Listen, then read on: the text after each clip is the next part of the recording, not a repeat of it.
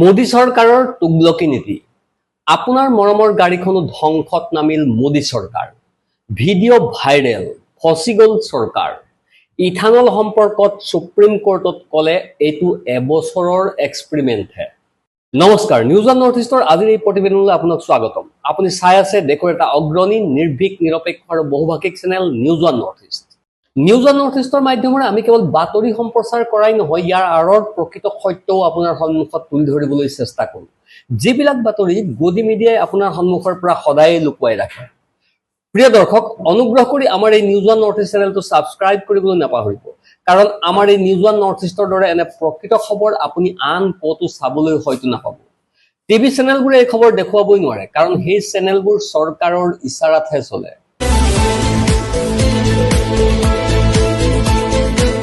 প্ৰিয় দৰ্শক, ইথানলৰ বাবে আপোনাৰ গাড়ীখন নষ্ট হৈ গৈছে নেকি? ইথানলৰ বাবেই আপোনাৰ গাড়ীখনৰ মাইলেজ কমি গৈছে নেকি? ইথানলৰ বাবেই আপোনাৰ গাড়ীৰ টেংকিত আধা পানী আৰু আধা পেট্ৰল উপঙি থাকে নেকি? এই ধৰণৰ ভিডিঅ' আপুনি ছ'চিয়েল মিডিয়াত বহুত দেখিবলৈ পাব। কিন্তু বিষয়টো ছ'চিয়েল মিডিয়াৰ নহয়, বিষয়টো হৈছে সুপ্ৰিম কোৰ্টৰ, আৰু সুপ্ৰিম কোৰ্টৰ এটা ভিডিঅ'ই ধুমুহাৰ সৃষ্টি কৰি দিলে। এতিয়া সুপ্ৰিম কোৰ্টৰ এই ভিডিঅ'টোত কোনে কি কথা কৈ আছিল, তেওঁলোকে কি কৈছিল?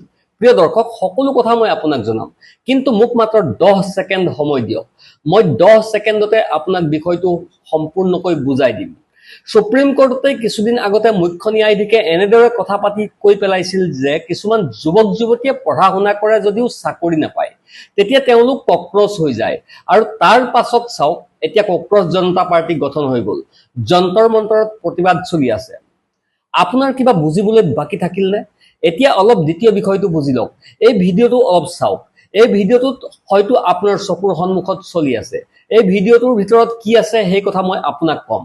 এই ভিডিঅ'টোৰ ভিতৰত এটৰ্নী জেনেৰেল আৰ ভেংকটৰমণি, অৰ্থাৎ ভাৰত চৰকাৰৰ সৰ্ববৃহৎ অধিবক্তা, তেওঁ সুপ্ৰিম কোৰ্টত থিয় হৈ আছিল, আৰু সুপ্ৰিম কোৰ্টত থিয় হৈ তেওঁ ইথানল সম্পৰ্কে যুক্তি দাঙি ধৰিছিল। ইথানল সম্পৰ্কে এটা কোম্পানী আদালতলৈ গৈছিল। প্ৰিয় দৰ্শক, গোটেই বিষয়টো মই আপোনাক ক'ম।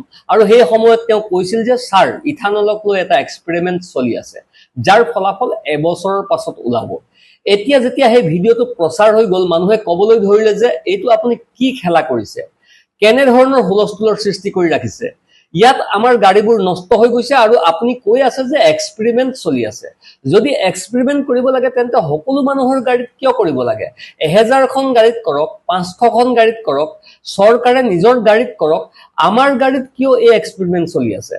দেশজুৰি এনেধৰণৰ তীব্ৰ প্ৰতিবাদ আৰম্ভ হ'ল, খবৰ সৃষ্টিৰ আৰম্ভ হ'ল। আপুনি চাওক দৈনিক ভাস্কৰৰ খবৰ।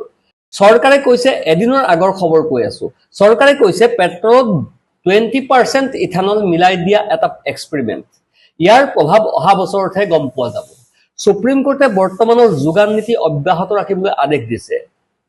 এতিয়া একেধৰণে দ্য টাইমছ অফ ইণ্ডিয়াৰ খবৰ। 20% ethanol petrol blending is something which the government is now trying to experiment. So tomorrow, next year, October onwards, probably the demand will go up or it may go down. Therefore, that's why paragraph 6.8 of the agreement. এতিয়া আপুনি ভিডিঅ'টো শুনিলে, ইয়াৰ কাহিনী কি? আচলতে সেইটো শুনক। প্ৰথমে মই আৰম্ভণিৰে পৰা কৈছো। আৰম্ভণি আচলতে এইদৰে হৈছিল যে কৰ্ণাটকত এটা কোম্পানী আছে। কৰ্ণাটকৰ এটা কোম্পানী, ডিজিটেল কোম্পানী, আৰু এই কোম্পানীটোৱে ইথানল যোগান ধৰে BPCLক, ভাৰত পেট্ৰলিয়ামক, ইণ্ডিয়ান অইলক। এই সকলোকে ইথানল যোগান ধৰে। আৰু এই কোম্পানীটো প্ৰথমে কৰ্ণাটক উচ্চ ন্যায়ালয়লৈ যায়। কৰ্ণাটক উচ্চ ন্যায়ালয়লৈ গৈ এই কোম্পানীটোৱে কৈছিল যে ছাৰ, যোৱা বছৰ ইথানল যোগান ধৰাৰ বাবে আমাৰ যি কোটা আছিল, এইবাৰ সেই কোটা কমাই দিয়া হৈছে, সেয়ে আমাৰ কোটা বৃদ্ধি কৰাৰ অনুমতি দিয়া হওক। বিষয়টো কিন্তু কৰ্ণাটক উচ্চ ন্যায়ালয়ত সমাধান নহ'ল। সেয়ে বিষয়টো আহি পৰিল সুপ্ৰিম কোৰ্টত। সুপ্ৰিম কোৰ্টলৈ বিষয়টো আহিল আৰু BPCLে ইয়াৰ বিৰোধিতা কৰিছিল। কোম্পানীয়ে যি বিচাৰিছিল তাৰ বিৰোধিতা BPCLে কৰিছিল। চৰকাৰৰ ফালৰ পৰা এটৰ্নী জেনেৰেল ভেংকটৰমণিয়ে যুক্তি দাঙি ধৰিছিল। আনফালে সেই কোম্পানীটোৱেও নিজৰ যুক্তি দাঙি ধৰিছিল, আৰু তাত সেই কোম্পানীয়ে কৈছিল যে আগৰবাৰৰ তুলনাত এইবাৰ আমাক কম কোটা দিয়া হৈছে, সেয়ে আমাৰ কোটা বৃদ্ধি কৰা হওক। BPCLৰ যুক্তি আছিল যে এইদৰে যি প্ৰক্ৰিয়া এবাৰ লক হৈ গৈছে, টেণ্ডাৰ প্ৰক্ৰিয়া যি লক হৈ গৈছে, তাত যদি আমি কোনো ধৰণৰ হস্তক্ষেপ কৰোঁ তেন্তে সমগ্ৰ ছাপ্লাই চেইন বিঘ্নিত হৈ যাব। অৰ্থাৎ 100% যদি মাল কৰবাৰ পৰা আহিব লাগে তেন্তে কোৱা হৈছিল যে শুনা, সুনীলৰ কোম্পানীক 10% দিব লাগে, অনিলৰ কোম্পানীক 5% দিব লাগে, সুমিতৰ কোম্পানীক 10% দিব লাগে, মোহনৰ কোম্পানীক 8% দিব লাগে, আনফালে সলমানৰ কোম্পানীক, শ্বাহৰুখ খানৰ কোম্পানী তেওঁলোকক ইমান দিব লাগে। কিন্তু এতিয়া কোম্পানী আৰু যোগান ব্যৱস্থাক লৈ যেতিয়া এই আলোচনা চলি আছিল তেতিয়া বহু কথা পোহৰলৈ আহিল। আৰু সেই সময়তে ভেংকট ৰমনী মহাশয়ে এই কথা কৈ পেলাইছিল যে এতিয়া এই বিষয়টো প্ৰক্ৰিয়াৰ ভিতৰত চলি আছে, এই ভিডিঅ'টো ভুৱা নহয়, ভিডিঅ'টো প্ৰকৃত। কিন্তু এতিয়া PIBৰ তৰফৰ পৰা কি কোৱা হৈছে, চৰকাৰে কি কৈছে চাওক। চৰকাৰৰ ফালৰ পৰা অতি দীঘলীয়া ব্যাখ্যা দিয়া হৈছে। এই ব্যাখ্যা ইমান দীঘলীয়া যে যদি আপুনি ইয়াক পঢ়িবলৈ আৰম্ভ কৰে তেন্তে সাংবাদিকসকলেও ভালদৰে বুজি নাপাব, তেন্তে সাধাৰণ মানুহে কেনেকৈ বুজি পাব। কিন্তু মই আপোনাক সহজ ভাষাত বুজাই দিওঁ। এতিয়া চৰকাৰে কৈছে যে এক্সপেৰিমেণ্ট বুলি যি কথা কোৱা হৈছিল সেই কথা তেওঁলোকে মৌখিকভাৱেহে কৈছিল, লিখিত জমা দিয়া নথিপত্ৰত অৰ্থাৎ লিখিত ছাবমিছনৰ ভিতৰত তেওঁলোকে এই কথা উল্লেখ কৰা নাছিল। এতিয়া সহজ ভাষাত বুজক। সহজ ভাষাত বিষয়টো এই যে যেনে আদালতত তৰ্ক বিতৰ্ক চলি আছে, শুনানি চলি আছে, আৰু আদালতত যেতিয়া শুনানি গ্ৰহণ কৰা হয় তেতিয়া এফালৰ অধিবক্তাই কিছুমান কথা কয় আৰু আনফালৰ অধিবক্তাই কিছু কথা কয়। দুইজন অধিবক্তাই ইজনে সিজনৰ যুক্তি খণ্ডন কৰিবলৈ চেষ্টা কৰে, দুইজনে ইজনে সিজনৰ বিপক্ষে যুক্তি দাঙি ধৰে, পুৰণি উদাহৰণ দিয়ে, আৰু তেওঁলোকে যি কৈ থাকে সেইবোৰ টাইপো কৰা হৈ থাকে। আৰু তাৰ পাছত দুই পক্ষৰ অধিবক্তাই লিখিতভাৱে নিজৰ ছাবমিছন দাখিল কৰে যে এতিয়া মই মোৰ যুক্তিসমূহ এইটো পইণ্টত দাখিল কৰিলো। এতিয়া কোৱা হৈছে যে এই এবছৰৰ এক্সপেৰিমেণ্টৰ বিষয়টো তেওঁলোকে লিখিতভাৱে দাখিল কৰা নাছিল। আচলতে কক্ৰছ জনতা পাৰ্টিৰ বিষয়টো যেতিয়া হৈছিল তেতিয়াও এই একেই কথাই কোৱা হৈছিল। CJI কৈছিল যে মই যি কথা কৈছিলো সেইটো কেৱল মৌখিকভাৱেহে কৈছিলো, মৌখিকভাৱে এনেয়ে কৈছিলো। মই সেই কথা মোৰ কোনো ৰায়ত লিখি উল্লেখ কৰা নাছিলো। এই একেই কথাকে লৈ ইয়াত এতিয়া চৰকাৰে বাচিবলৈ চেষ্টা কৰি আছে যে আমিও এই কথা লিখিতভাৱে দিয়া নাছিলো। কাৰণ লিখিতভাৱে যেতিয়া ছাবমিছন হয়, যেতিয়া ৰিটেন ছাবমিছন হয়, তেতিয়া স্বাভাৱিকভাৱেই পাছফালে আন অধিবক্তাসকলো আছিল। তেওঁলোকে হয়তো কৈছিল যে ছাৰ আপুনি কি কৰি আছে, আপুনি ভুল কথা কৈ পেলাইছে। এইটো এবছৰৰ এক্সপেৰিমেণ্ট নহয়, নহলে তাত নীতিন গাডকাৰী আৰু আনসকল আহি যাব। তেওঁলোকে কি কব আপুনি জানেই, তেওঁলোকে কব এইটো আপুনি লিখিত ছাবমিছনত নিদিব, লিখিত ছাবমিছনত যদি আপুনি এইটো দিয়ে তেন্তে ডাঙৰ হুলস্থুল লাগি যাব। যদি এই একেই কথাই লিখিত ছাবমিছনটো আহি পৰিলহেঁতেন তেন্তে এই সমগ্ৰ বিতৰ্ক কোনেও নিয়ন্ত্ৰণ কৰিব নোৱাৰিলেহেঁতেন। এতিয়া CJIৰ বিষয়টো একে আছিল, এই কথাও মৌখিকভাৱেই কোৱা হৈছিল। কক্ৰছ জন্ম হয়, ইফালে সিফালে সিহঁতে প্ৰশ্ন সোধে, ইফালে সিফালে অপ্ৰয়োজনীয় তৰ্ক কৰে, কোনোবা RTI এক্টিভিষ্ট হৈ যায়, কোনোবা আন কিবা হৈ যায়, এই ধৰণে কিবা কৈছিল নহয় তেওঁলোকে। মই হুবহু কথা কোৱা নাই, কিন্তু মূল সাৰাংশটো আপোনাক কৈ আছো। আৰু তাৰ পাছত যেতিয়া সমগ্ৰ বিষয়টো বিয়পি পৰিল তেতিয়া চাওক কেনেকৈ বিয়পি পৰিল।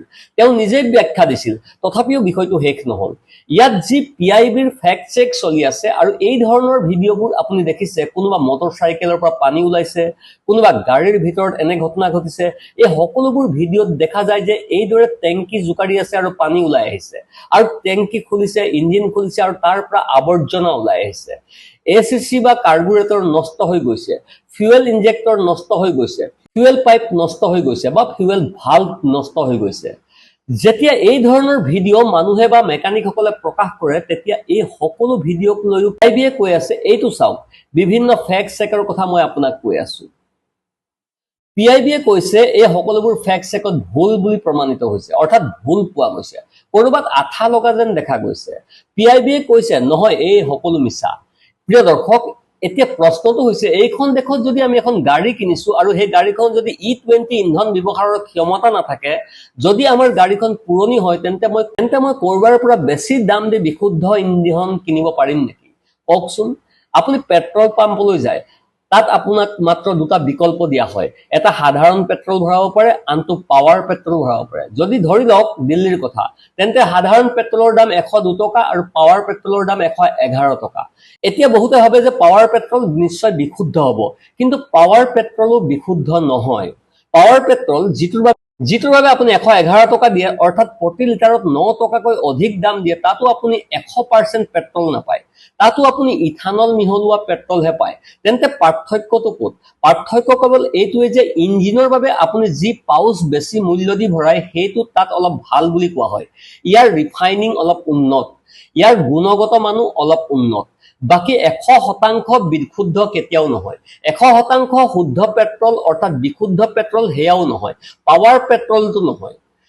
প্ৰিয় দৰ্শক, তেন্তে কওকচোন, গাড়ী আমি ৰাস্তাত চলাই আছো, পেট্ৰল আমি ভৰাই আছো, টকাও আমি দি আছো, আৰু তাৰ ওপৰত এতিয়া যেতিয়া আন্তঃৰাষ্ট্ৰীয় বজাৰত ক্ৰুড অইলৰ দাম প্ৰতি বেৰেললৈ $70 আহি পৰিছে, যুদ্ধৰ সময়ত যেতিয়া পেট্ৰলৰ দাম বঢ়োৱা হৈছিল তেতিয়া প্ৰায় 10 টকা মানকৈ দাম বৃদ্ধি পাইছিল। সেই সময়ত ক্ৰুড অইলৰ দামো প্ৰায় $110 আশে-পাশে উপনীত হৈছিল। এতিয়া সেইটো কমি $35-40 সস্তা হৈ গৈছে। প্ৰতি বেৰেলত প্ৰায় $35-40 সস্তা হৈছে। এতিয়া আজিৰ তাৰিখত প্ৰতি বেৰেলত $70 হিচাপত ক্ৰুড অইল পোৱা গৈছে। তেন্তে আমাক সস্তাত কিয় দিয়া হোৱা নাই? অৰ্থাৎ প্ৰথমে তেল সস্তাত নাপাওঁ, দ্বিতীয়তে তেলো বিশুদ্ধ নহয়, আৰু এই কথাই প্ৰতিজন মানুহৰ মনত গভীৰ আঘাত দিছে। মানুহে নিজৰ গাড়ীখন শিশুৰ দৰে যত্ন কৰে। গাড়ী কিনাটো এটা সপোন, মটৰ চাইকেল কিনাটো, স্কুটি কিনাটো এটা সপোন। এই দেশলৈ মটৰ চাইকেল অহাৰ পাছত সাধাৰণ মানুহেও গৌৰৱেৰে চলিবলৈ ধৰিলে, বুকু ফুলাই চলিবলৈ ধৰিলে। এই দেশলৈ যেতিয়া স্কুটি আহিল, স্কুটি অহাৰ পাছত ঘৰবোৰৰ পৰা মাতৃ ভগ্নীসকল ওলাই আহিবলৈ আৰম্ভ কৰিলে। স্কুটি নথকাৰ সময়ত এই দেশত কোটি কোটি মহিলা আনৰ ওপৰত নিৰ্ভৰশীল আছিল, কিন্তু স্কুটি অহাৰ পাছত এতিয়া তেওঁলোকে নিজৰ কাম নিজেই কৰে। নিজৰ চাকৰিলৈ যায়, নিজৰ ঘৰুৱা কাম কৰে, সন্তানক আনিবলৈ যায়, থবলৈ যায়। এতিয়া তেওঁলোকে নিজৰ সকলো কাম নিজেই কৰি আছে। প্ৰিয় দৰ্শক, নহলে আপুনিয়ে কওক, যদি 1 মিনিটৰ বাবে চকু মুদি ভাবে যে এইখন দেশৰ পৰা যদি স্কুটি একেবাৰে নাইকিয়া হৈ যায়, তেন্তে কিমান এনে মহিলা আছে যিয়ে মটৰ চাইকেল চলাব পাৰে কওকচোন। অৰ্থাৎ এক প্ৰকাৰ য'ত আচলতে বিজেপিয়ে যি নাৰী বন্দনাৰ কথা কয়, সেই নাৰী বন্দনাৰ কাম য'ৰ পৰা আৰম্ভ হৈছিল আপুনি চাওক। মানুহে হয়তো নিজৰ গাড়ী সলনি কৰি ল'ব যদি তেওঁৰ গাড়ী নষ্ট হোৱা যেন লাগে। ধৰি লওক মোৰ বুলেট বাইকখন বেয়া হৈছে, মই হয়তো সলনি কৰি ল'ম। কিন্তু যদি মোৰ পত্নীৰ স্কুটিখন নষ্ট হয় আৰু তেওঁ কয় যে এই স্কুটিখন বাৰে বাৰে সমস্যা হৈছে, মেকানিকৰ ওচৰলৈ যাবলগীয়া হৈছে, বন্ধ হৈ যায়, কাৰণ ধৰি লওক সেইটো E20 ইন্ধনৰ বাবে, তেন্তে সেই মানুহজনে তেওঁৰ স্কুটিখন সলনি কৰিব নেকি? এইটো এটা অতি ডাঙৰ প্ৰশ্ন, আৰু এই ধৰণৰ অভিযোগ অসংখ্য পৰিমাণে আছে। मुदित अग्रवाल 2 दिन पहले दिल्ली की सड़कों पे जाते हुए गाड़ी खराब हो गई। बड़ी कोशिश की, शुरुआत हुई, शुरुआत करें गाड़ी को, शुरू करें, गाड़ी स्टार्ट ही ना हो। स्टार्ट हो तो रेस ना दबे, अगर रेस दबाए तो गाड़ी रुक जाए। सर्विस स्टेशन को फोन किया, उन्होंने कहा जी आजकल ये बड़ी दिक्कत आ रही है, जब से इथेनॉल पेट्रोल में मिला है, जब से सरकार ने इथेनॉल पेट्रोल में मंगवाया है, हमारे पास खुद काफी कंप्लेन आती है रोज की, तो हो सकता है आपकी गाड़ी में इथेनॉल की प्रॉब्लम हो। आप 15 मिनट गाड़ी बंद करके दोबारा से शुरू करें। 15 मिनट बाद दोबारा से गाड़ी शुरू करने की कोशिश की, गाड़ी शुरू ना हो, तो कहते हैं जी ये पक्का इथेनॉल की दिक्कत है, आप एक काम करें, आप गाड़ी को टो करके हमारे पास भिजवा दें। मैंने गाड़ी टो करके भिजवाई और फिर उनसे डिटेल में बात की। अभी यही मेरी गाड़ी है, अगर आप देखेंगे तो सर्विस स्टेशन पे मैं खड़ा हूँ, सर्विस सेंटर पे मैं खड़ा हूं, और वो ये कह रहे हैं उनके पास रोज 6 से 7 कंप्लेंट्स आती हैं गाड़ी की, और हर में सिर्फ एक दिक्कत। মুঠতে এই খবৰটো যদি আমি ৰিটেন সাবমিট কৰো, তেন্তে কথাটো এইটোৱে যে তেওঁলোকে মৌখিকভাৱে কৈছিল কিন্তু লিখিতভাৱে দিয়া নাই। সেয়ে আমি সকলোকে অনুৰোধ কৰো ইয়াক সত্য বুলি গ্ৰহণ নকৰিব। কিন্তু এটা কথা কোৱা হয় যে ধনুৰ পৰা ওলাই যোৱা কাঁড় আৰু জিভাৰ পৰা পিছল খোৱা কথা কেতিয়াও উভতি নাহে। বিষয়টো ইতিমধ্যে সমগ্ৰ দেশতে বিয়পি পৰিছে। এতিয়া মানুহৰ মাজত আলোচনা চলি আছে। আপুনি ইয়াক কেনেকৈ চিন্তা কৰে? তলৰ কমেন্ট বক্সত লিখি জনাব। এই ভিডিঅ'টো লাইক কৰক আৰু চেনেলটো সাবস্ক্ৰাইব কৰিবলৈ নাপাহৰিব। Bureau' report, news on north east.